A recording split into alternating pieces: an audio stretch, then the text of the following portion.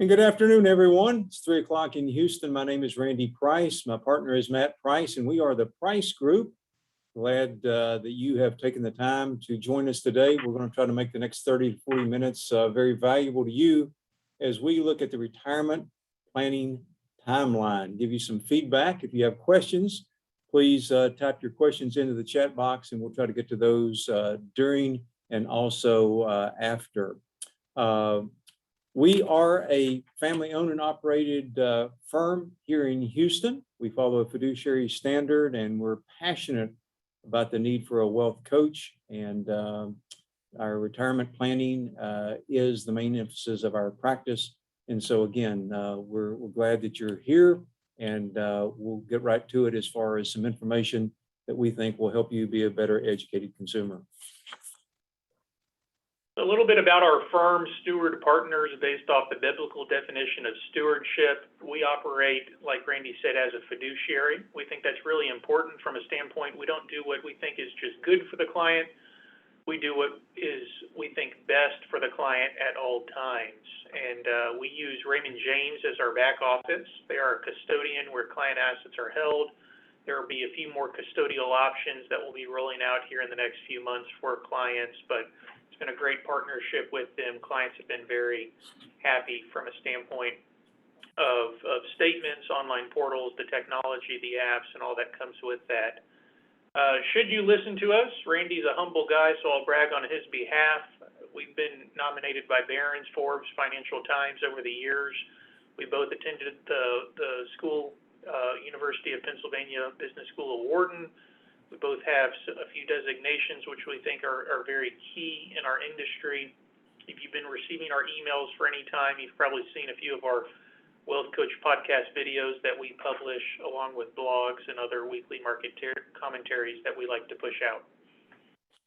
So today's agenda, and again, we're going to try to make this a good use of your time. Retirement planning, if you're 2 to 5 years out.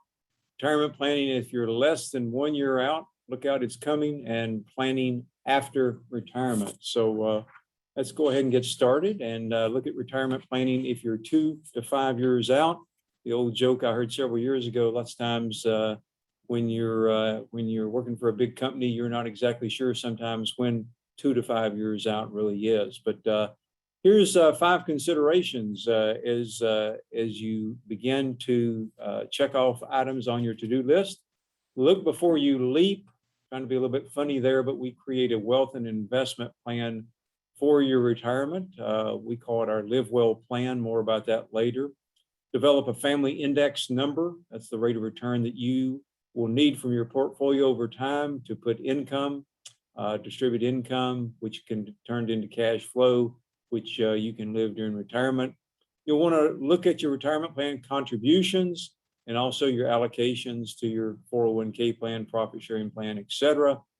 Sometimes we find people that say they're conservative investors and they're 100% invested in stock as they get right up to the edge of retirement. Consider the consequences as related to that of a negative year in the stock market. Think of this, you're all set, you're ready to go, and you think the market is going to do really well, and all of a sudden we have another fill in the blank, financial crisis, COVID crisis, etc. And the stock market is surprisingly, it's always typically surprising, down 15, 20, 25, 30%. And all of a sudden, the numbers just don't work as well with your capital being depleted. So as you get closer to retirement, you're going to want to sort of adjust the allocations that you have in your company plans to what you want to have as you enter your retirement years. We think there's a lot of value borne out by facts and sitting down talking to a qualified advisor. Unfortunately, in our business, like a lot of business, not everybody that's in business is qualified or specializes in the area. We talk about retirement planning sort of like if you need some sort of heart procedure, you don't want a guy that does gallbladders on Tuesday, hearts on Wednesday, big toes on Thursday, and maybe takes Fridays off to play golf. You want a guy that does hearts every day from early in the morning to late at night. That's who we are. We specialize in the area of retirement planning.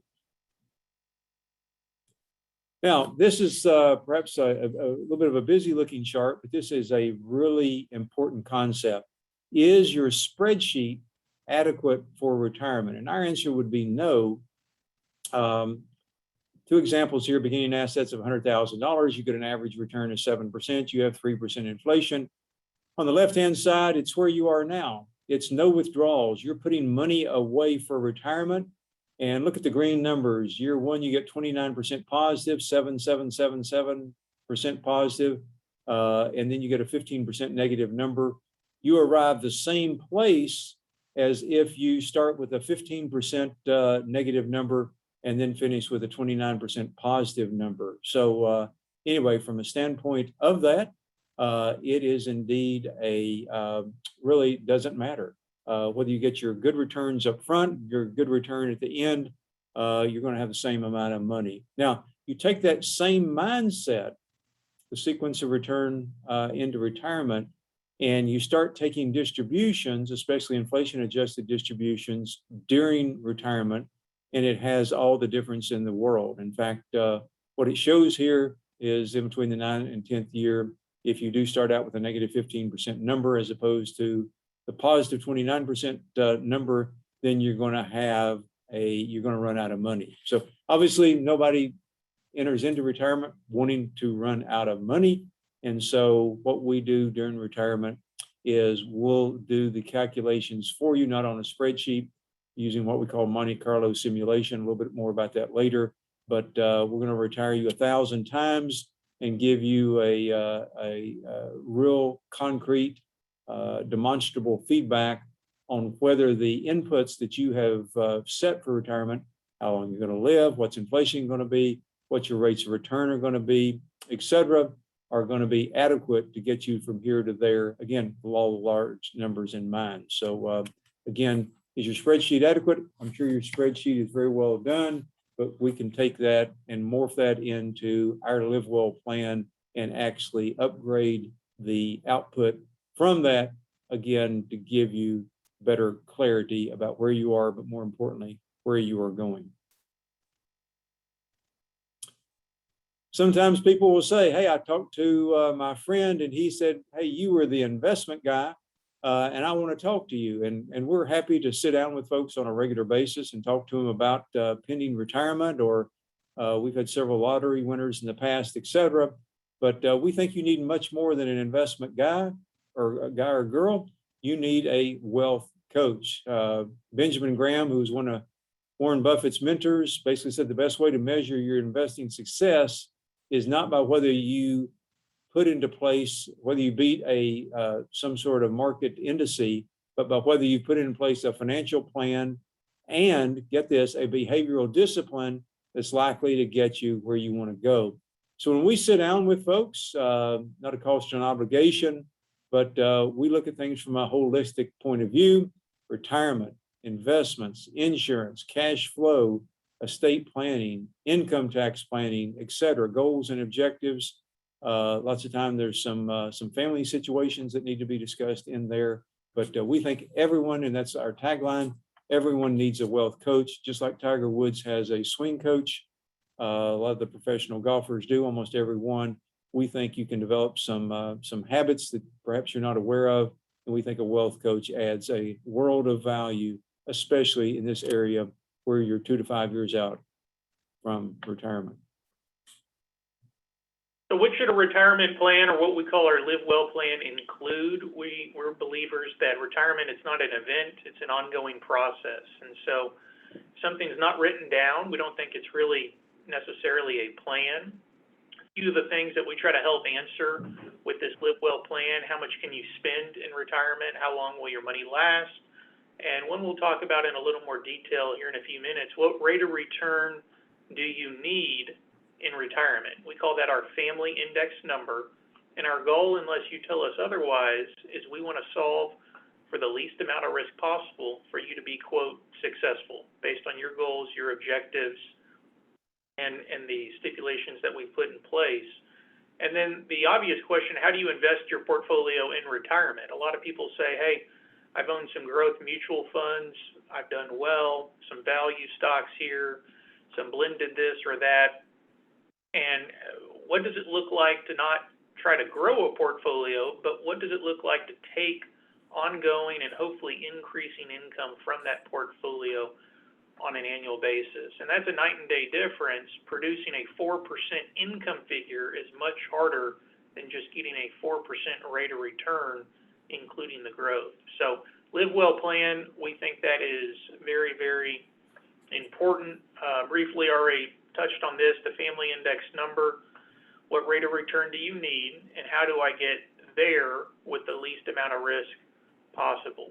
So we're trying, our goal with this is to, with so many different inputs, it can seem complex, and what we're trying to do, we're trying to replace the complexity with clarity by providing clients with just one number to help them identify, are they ahead of track, are they behind track, or are they right on track? And this family index number is by no means a ceiling on the amount that we can get from a return perspective, but we want it to be that average. So take a market cycle, call it 10 to 15 years. You have some good years in there, you have some bad years, maybe you have a few sideways years. What's your long-term average? And that's what we're solving for with this family index number. We wanted to give, if you are 2 to 5 years out from retirement, we wanted to give a few concrete ideas for you to consider, and we'll give these with a big caveat that the tax law has been talked about being changed, and actually a few of our ideas are on the chopping block. So let's wait and see what happens, but for this year, it should be fine. Moving forward in 2022, let's wait to be determined. Hold tight, and we'll make sure to send you, once everything is finalized as it pertains to the new tax bill, we'll make sure to send something to you that you can use as a resource if you are considering making a few decisions like this. But first is a backdoor Roth IRA contribution. Quickly, how it works is you add money to a non-deductible IRA, meaning you don't get a deduction for it on your tax return. You do that on, call it a Monday. The next day on Tuesday, you convert it to a Roth. Since the contribution was non-deductible, only the gain would be taxed at ordinary income. But if you put in, say, $6,000, you convert it the next day, there's no gain associated. And then the money's in a Roth IRA, which, as most everyone would know, this money doesn't grow tax deferred, it actually grows tax free. So you put in $6,000, it grows to $20,000, you take that out. There's no income tax owed along the way or when the distribution is made. So Roth IRA is the best thing since sliced bread from a standpoint of the longer runway you have, the better it is to consider. Then step number 3 here, we have to watch out for a pro rata rule. This means if you have other pre-tax IRAs, those have to be taken into consideration, and this strategy really doesn't work as well. Now, a 401k is a different story. So the devil's in the details when it comes to something like this. If you are interested, let us know. And like we said, still some time to do it for this year, and to be determined 2022 moving forward. Same thing with our second idea here on the chopping block for next year, but you can, for some 401k plans, and not all of them do allow for this, we can add money to an after-tax account within the 401k. And when doing that, we can roll those contributions into an IRA once a year, or at separation of service or retirement, or even with an in-service distribution. And that figure is higher than the $6,000 max that you get with the IRA. So overall, adding a backdoor way to add more money to a Roth 401k, which for all intents and purposes operates in a very similar manner to the Roth IRA. Let's look at evaluating your risk budget here quickly. Randy mentioned it earlier, but we think it's important as you are 2 to 5 years from retirement, evaluate how much risk you're taking within your investment portfolio. And what would a large drawback do to your retirement? Would it push it out a year or two? We figure that out within our Live Well plan, But we love this chart here in the bottom right hand of the screen. The purple line represents the S&P 500, the overall stock market, and we're looking at from 2000 to 2015, so a 15-year period. And you see we're down, we're up, we're down, we're up. You're up overall, but it's been a real lumpy ride. The green line says, what if we were only down 50% of what the market was down, but at the same time, we're up only 50% when the market is up? And you see that we outperform the overall stock market by just taking half the risk during this specific time period.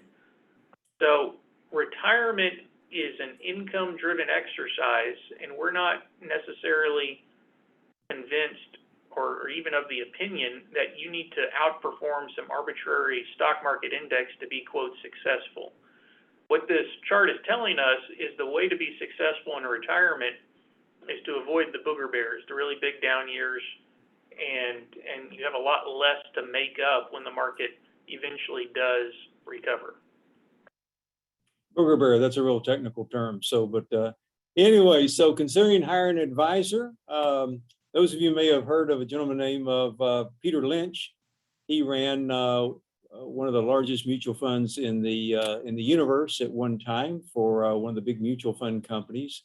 And he wrote this book, Beating the Street. And he walked into a meeting one day and gave a presentation, and I said, well, I'm going to take a few questions. And this young reporter raised his hand and said, Mr. Lynch, what was your biggest disappointment as a very successful investment manager? And he was thinking he was going to get an answer about, well, I should have bought stock here, this stock, or I should have increased my allocation to a specific sector of stocks, the oil, energy stocks, et cetera, whatever. And Peter Lynch didn't miss a beat. He said, oh, that's an easy one.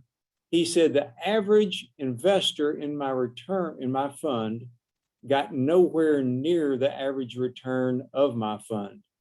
And he saw a lot of puzzled faces from some of the financial press. You would think they would have gotten this, but they didn't. And he went on to explain that each of the mutual funds can look at when investor number 184 or 10,622, when they put in money, when they took out money, and calculate that average return over time. Computer makes it easy. And so what did people do? They were emotional creatures. Emotions matter when you're investing. So most people, what? Invested when things were going well, stocks were going up. And then when stocks started doing poorly, they sold out sometimes at the very wrong time. So mistakes are more costly as you approach retirement. Hiring an advisor, we think, has these advantages: reducing stress, your additional investment options, strategies for additional income, the use of individual bonds as opposed to mutual funds. And again, in my example here, borne out by Peter Lynch, is the average investor has indeed underperformed based on not being totally logical, but everybody tends to get a little bit emotional with their own money. So we think a lot of truth there. So we've been 2 to 5 years out. Hey, we're a couple years closer, and you're less than 1 year out, and we need another set of to-dos to get you ready to retire. 366 days to retirement. And so you need to do an estimate of your retirement income needs. You know, you're going to need to be trading cars. How's the roof on the house? What are your other perhaps family requirements as far as helping kids in school or grandkids, or just tending to some of the bills that have sort of built up over time. You're going to want to take a look at if you're fortunate enough to work for a company that has a defined benefit pension plan. Most of those companies allow a lump sum distribution. Some do not, and then therefore then your analysis would be, how am I going to accept the monthly retirement annuity? But for many people, over 90%, they'll take the lump sum option. but you'll look at the discount rate and make a decision based on prevailing interest rates, the rate of inflation, et cetera. And again, as we sit down with folks, we do a lot of that. Whether you're under 59 and a half or over 59 and a half, can make a decision on your planning, how you're going to cash flow. There can be a penalty on distributions from an IRA rollover if you're under 59 and a half. There are also ways around that. So you want to create a retirement income strategy that works for you, maybe a combination of spending IRAs and after-tax money. Sometimes it can even make sense for a short period of time to borrow some money. We talked a little bit about monitoring your retirement plan discount rate. The difference between ordinary income and capital gains tax rates will come into that. Again, stay tuned. Congress looks like they're wanting to shuffle the deck and change all of that. No, they are not going down. And if you do end up interviewing and finding a qualified, which we think there's a big difference between the qualified and unqualified, we think you need a fiduciary-centric advisor. Fiduciary is a legal term. Matt talked about it a little bit earlier. We think that makes all the difference in the world in your planning and your confidence and your comfort. Again, we think a fiduciary-centric team is really something to keep your eyes out for. So your income needs during retirement. Did we say inflation? Inflation, inflation, inflation. A hidden tax. You know, the rule of 72 sort of gives you a idea how long you think the cost of living is going to double. If you have 3% inflation, 3 divided into 72 is 24 years. So your cost of living is going to double every 24 years. Well, if you're retiring at 70, that's probably not as big a deal. If you're retiring at 55, it can be a bigger deal, obviously by virtue of you got more time for that inflation to work against you. But if you get into 6% inflation, think about that. 6% inflation doubles the cost of living. 6 into 72 goes 12 times. So you double the cost of living every 12 years. So you say, hey, Matt, hey, Randy, I'm retiring early, looking forward to it. 55, my company allows me to retire early. I can be an annuitant, et cetera. And voila, the cost of living doubles from 55 to 67. Whoops, it doubles from 67 to 79. You get to 79, the cost of living has doubled twice. You still feel like a young person. And again, you're spending money and it costs a lot more than you anticipated. Income needs during retirement. Our joke is the bank of mom and dad, always open, never closes, nights, weekends, and holidays. You got big ticket items. We got folks that buy boats, and we got folks that buy motor homes, and we got folks that buy a second place. You know, until COVID, a lot of people were on a heavy travel schedule. I want to go to fill in the blank. Now people aren't eating out as much and they aren't traveling as much, but that looks like it's starting to change. But what are your ongoing fixed and variable expenses? Are you going to be making gifts to your family? You're paying for college, for grandchildren.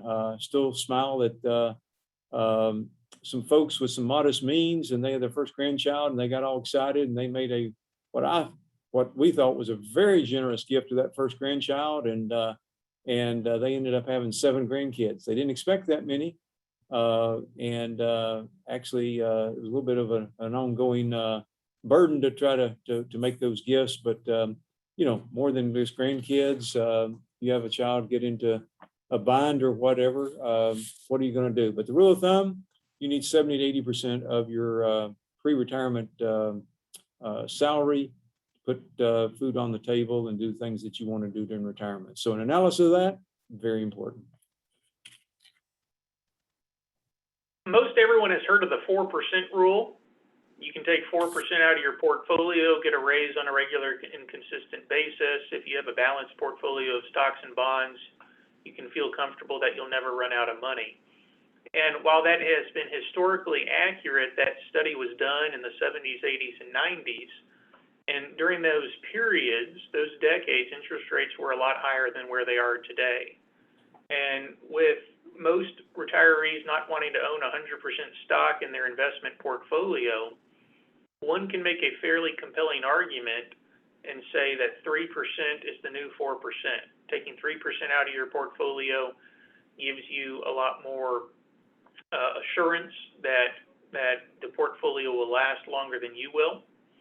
But to fully answer that question, we think creating a Live Well plan is the best way to do that on a personalized basis. So food for thought, is 3% the new 4%? We think so, but depends on each family.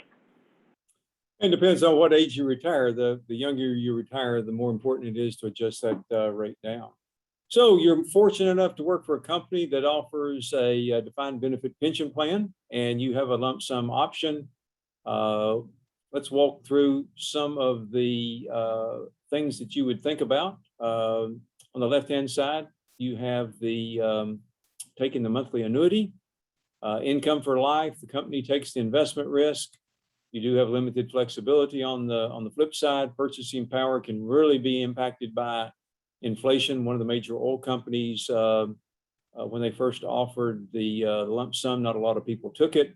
And 20 years later, it was interesting that a lot of the people that taken the monthly income had that really diminished by the fact that during inflation. You got the risk of the company going out of business. If you do take the company pension, do you want a single or joint option? Period certain, how long will you live? What are your assets outside the retirement plan? Are you making any large purchases?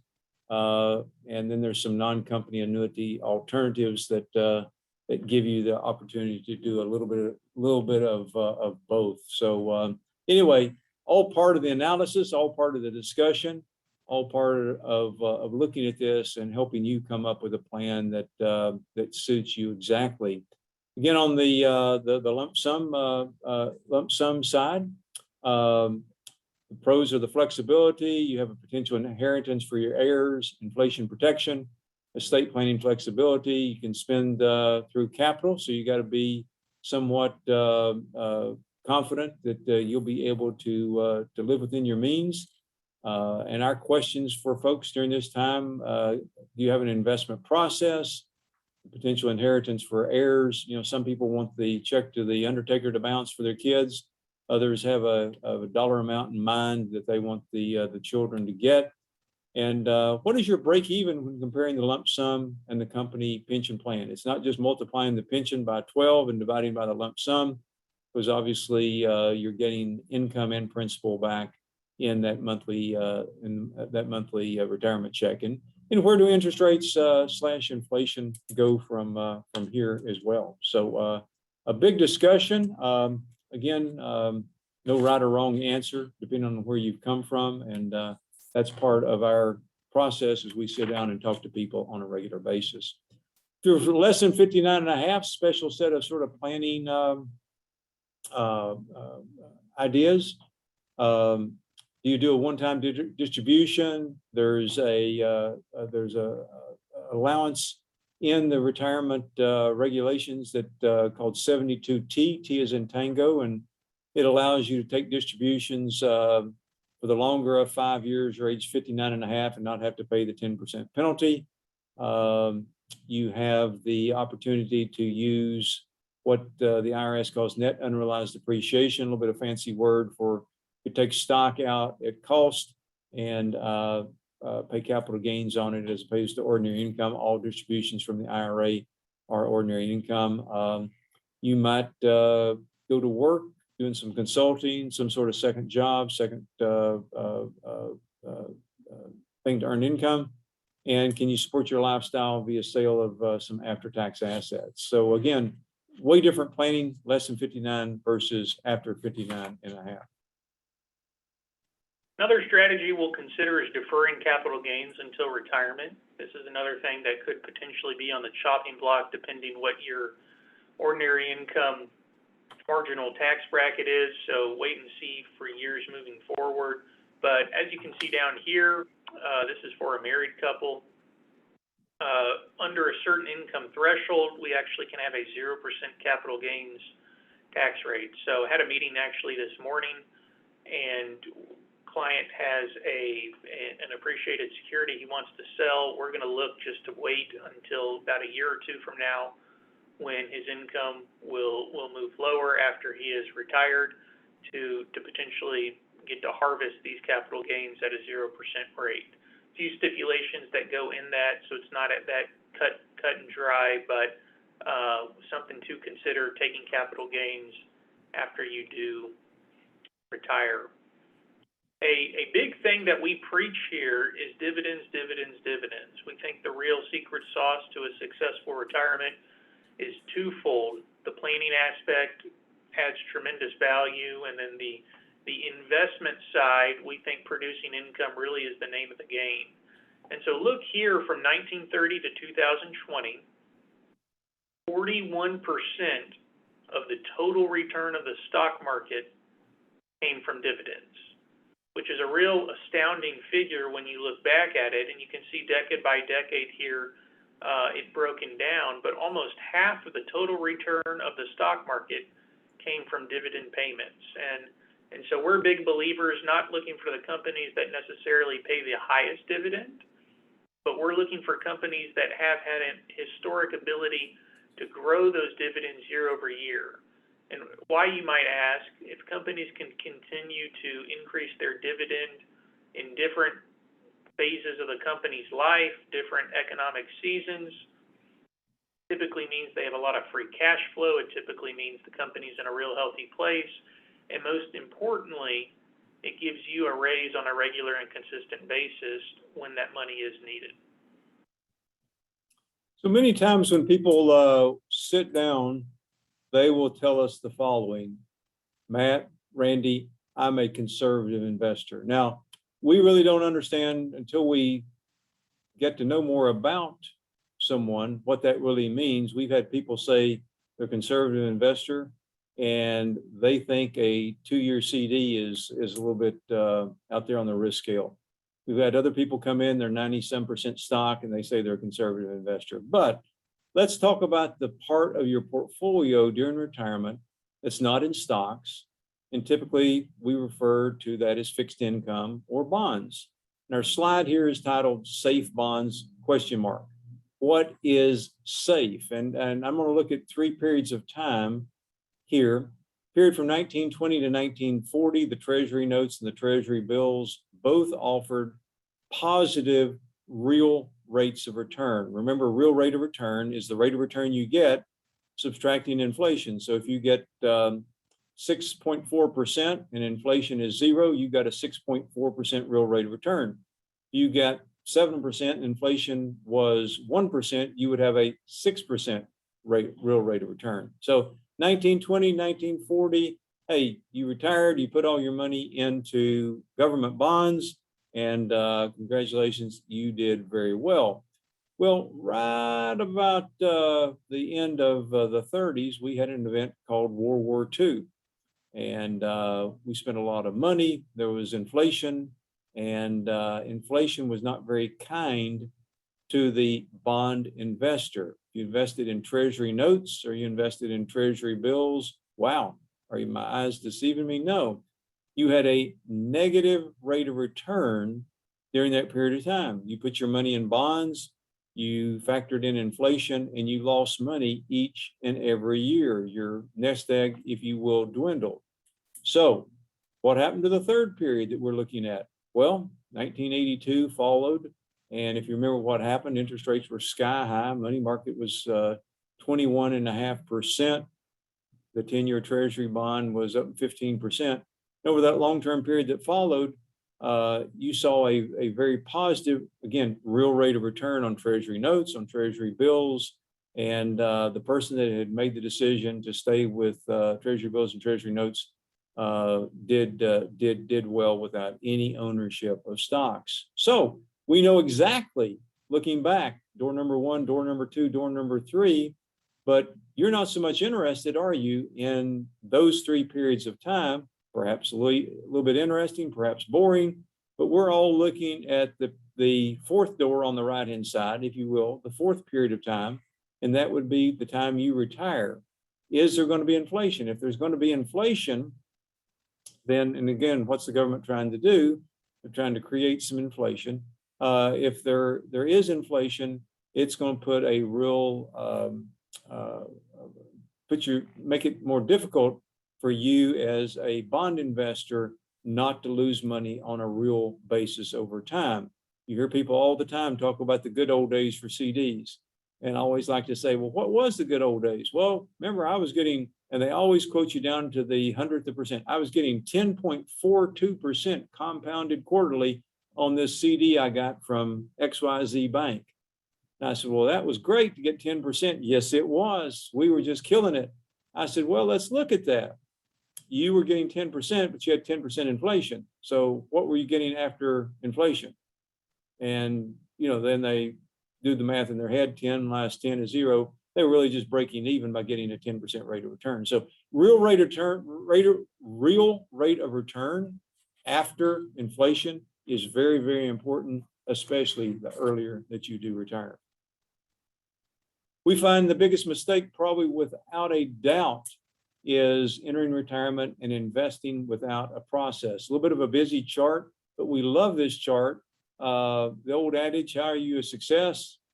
Buy low and sell high. Not trying to be funny here, but look at what happens. The dark line is the S&P 500. The line that goes up and down is the performance of the S&P 500.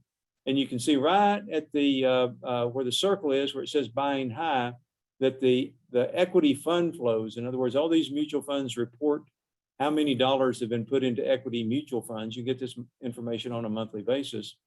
People bought stocks like crazy at what time? When stocks were low? No, they bought stocks like crazy when stocks were high. They were buying high. They were buying at the, if you will, the worst possible time. And so then take that forward to 2008. That was the financial crisis, if you remember, Lehman Brothers, Merrill Lynch almost went bankrupt, et cetera. And so you see the market take a dramatic downturn there. The market was down about 38, 39%. And so stocks went on sale. And so what happened? Equity funds were at the equity flows were negative, which means people were selling stocks at the most inopportune time. They should have been buying in 2008.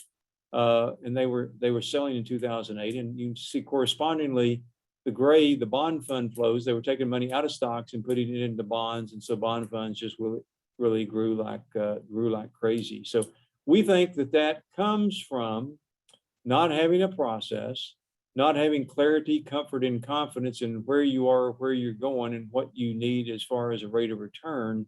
But we think, again, what a true qualified advisor to add value would be illustrate to you investing with a process that's going to allow you not to make bad emotional decisions. So, investment process. How much can I spend in retirement? How do I invest my portfolio to meet my needs? Many investors make poor financial decisions during stressful periods. They've actually proved this. One parts of your brain doesn't work as well. They let their emotions get in the way of logic and reason. We think discipline is very important. We think income generation is very important. They're the core principles of our process-driven investment strategy.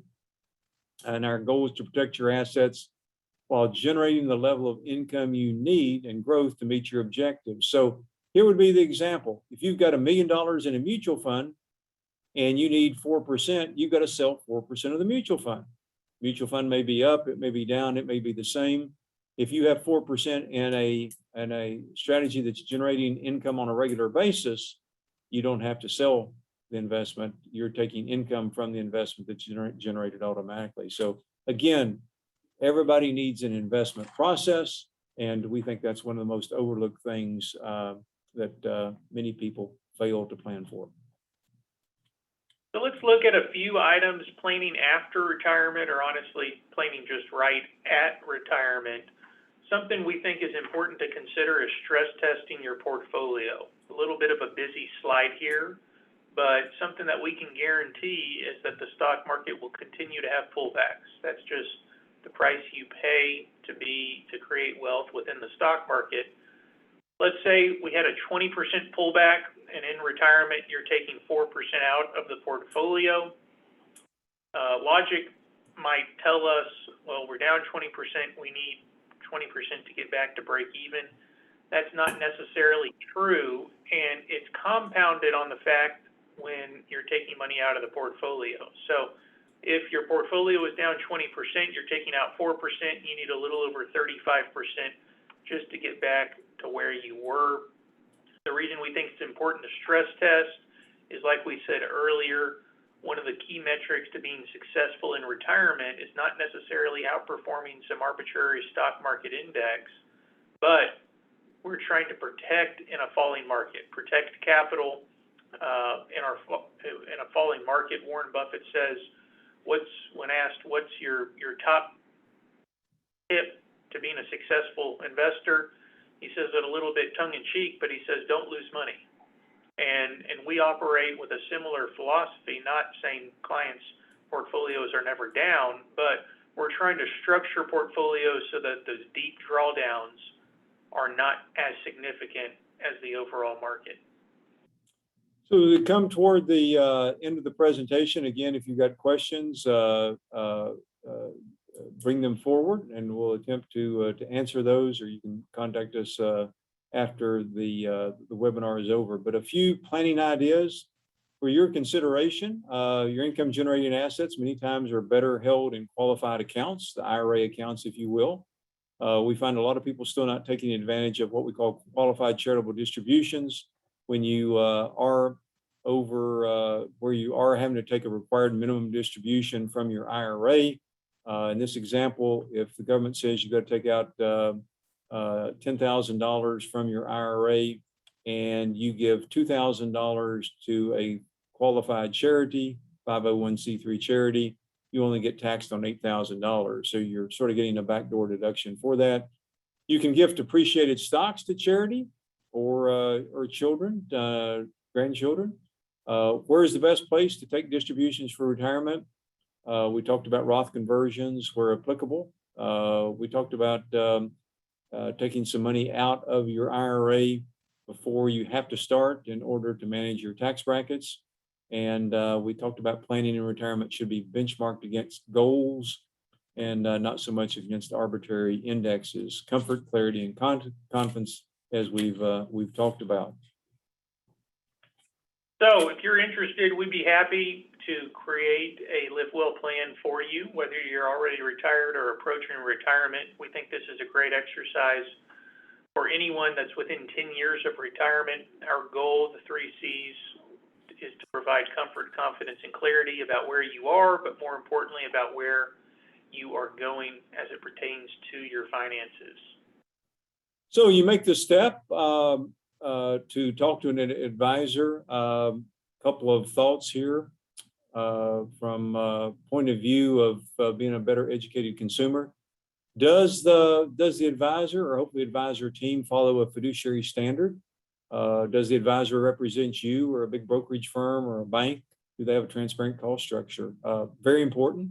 Experience matters. Again, in my analogy about if you need a heart procedure, you want someone that does hearts every day of the week. Same thing, minimum of certified financial planner, certified investment management analyst. We think a team supporting you is far superior to the individual who's obviously going to be out sometimes for vacation, sickness, so on and so forth. You want someone that does what you are looking to do. Our niche is 90% of our clients are retired or approaching retirement. This is our specialty. You want to matter. You want a personalized retirement plan, not just a cookie cutter investment strategy that's pulled off the shelf, and you and 6,888 other people have that same strategy.